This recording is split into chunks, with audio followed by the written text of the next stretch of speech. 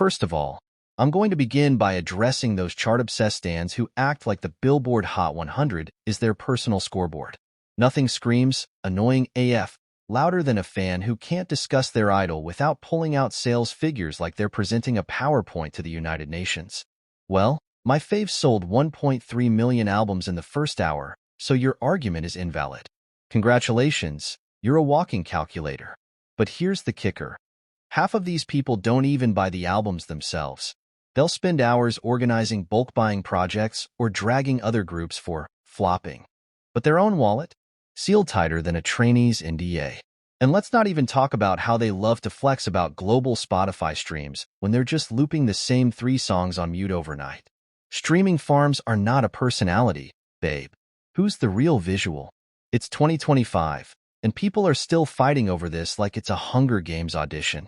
The way fans will analyze every pore on an idol's face to prove their bias is the most beautiful is borderline psychotic. Did you see the angle of her nose in this pre-debut photo from 2014? She's obviously the visual queen. Girl, blink twice if you need help. And let's not forget how they'll insult other idols' looks while pretending to be body-positive warriors. I'm not saying she's ugly, but her jawline is asymmetrical. You're literally sitting behind a keyboard with a Snapchat filter on. Calm down. The obsession with visuals is not only annoying but contributes to the toxic beauty standards that K-pop idols are forced to uphold. Maybe focus on their talent for a change? Just a thought. K-pop fans love a good Twitter war. But why do they feel the need to drag random celebrities into their mess? Did you see how insert Western artist didn't post about insert K-pop group? Racist much? No. Maybe they just don't know your group exists. And let's not forget when fans start comparing their idols to Beyoncé, Michael Jackson, or the Beatles. Relax.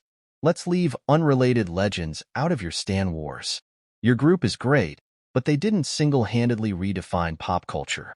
Yes, it's impressive when idols write their own music, but some fans treat it like it's the only metric of talent. Your faves use company-provided songs? Fake artists. Writing songs is great, but it's not the only skill that matters in a performance-driven industry. And then these same fans will defend poorly written lyrics just because their bias wrote them. It's poetic. No, it's just bad grammar. Talent comes in many forms. Maybe celebrate all of them? The obsession with accusing every group of copying someone else is exhausting. Newsflash. No one owns a high school concept, a red outfit, or a sci-fi music video. These fans will reach so hard to claim their faves were the originals, to bring another group down for the stupidest reason. It's giving main character syndrome. Let's stop pretending every similar concept is plagiarism. It's embarrassing. And honestly, who do you think you are? The copyright police? Half of these so-called original ideas have been done 1,000 times in K-pop, Western music, and even Hollywood decades ago. Your faves didn't invent everything, and maybe, just maybe, they're the ones drawing inspiration too. But of course, when it's your group, it's influence, right? Grow up, touch some grass, and stop making fandom spaces unbearable with your delusions. Some fans are so obsessive they'll track an idol's every move like they're running a surveillance operation. They went to a cafe yesterday. They like to post from this person. Okay, and? Do they owe you a report on their daily activities? Get a grip. This borderline stalking behavior is not only creepy, it's downright invasive.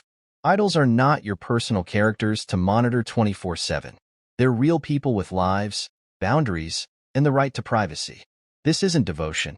It's desperation, and it's embarrassing for everyone involved. You're not entitled to their private lives, and the fact that you think stalking them is acceptable shows just how empty your own life must be. Seek help, because right now, you're not just a nuisance. You're a walking invasion of privacy. One of the dumbest habits in the K-pop fandom is the way some fans treat an idol's personal decisions, like changing their hairstyle or wearing a certain outfit, as if it's a direct betrayal. The minute an idol dyes their hair or decides to go short, fans flood the internet with overdramatic comments like, "Why did they do this to us?" Or, "Who allowed this?" It's as if these fans believe the idol wakes up every morning consulting a fan committee before making choices about their appearance. What's even more annoying is how quickly this spirals into unnecessary fan outrage. You'd think an idol cutting bangs, or wearing something experimental was on par with breaking a world record. It's just hair or an outfit. It doesn't affect your life. Yet people act as though it's the apocalypse. These fans take ownership of idols to such a toxic level that they forget these are adults with the right to make their own choices. They cry about how the new look ruined their fantasy. But guess what? Idols are not avatars for your personal dreams. They're people. There's this annoying trend where fans dismiss an emotional moment as a publicity stunt.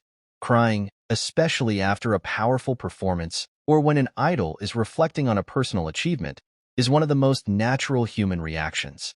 When idols get emotional, it's often because they've poured their heart and soul into their work, and they've been under intense pressure for so long.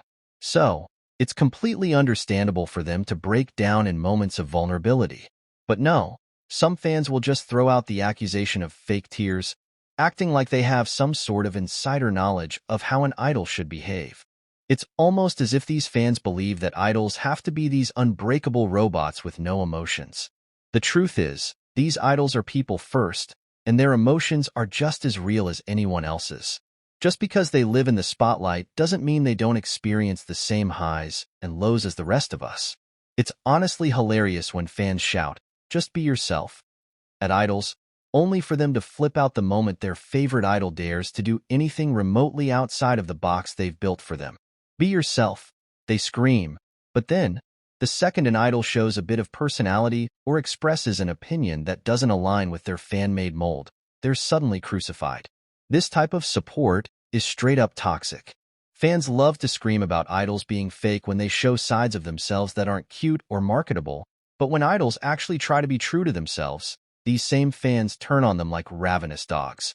You want an idol to be real, but only as long as they're real is some controlled, packaged, cookie-cutter version of who you've decided they should be.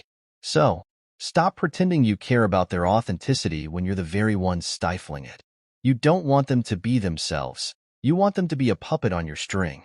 Some fans act like idols have to stay within the K-pop bubble and become upset when they collaborate with non-K-pop artists. The idea that their favorite idol should only make music with artists within the industry is a narrow-minded view that limits creativity and growth. These fans often forget that music is a global language, and collaborations across genres and industries can elevate an idol's craft and visibility beyond the K-pop scene. What's worse, when the collaboration becomes a major hit, these same fans diminish the idol's contribution, claiming that the Western artist gave them a career. They ignore the fact that the idol's talent, hard work, and established fanbase helped secure the collaboration in the first place. Just because a K-pop idol's name becomes more recognized after a successful collab doesn't mean they owe their career solely to the other artist. Idols have long been putting in the work, and any success from such collaborations is a testament to their skills, not just a gift from the Western artist.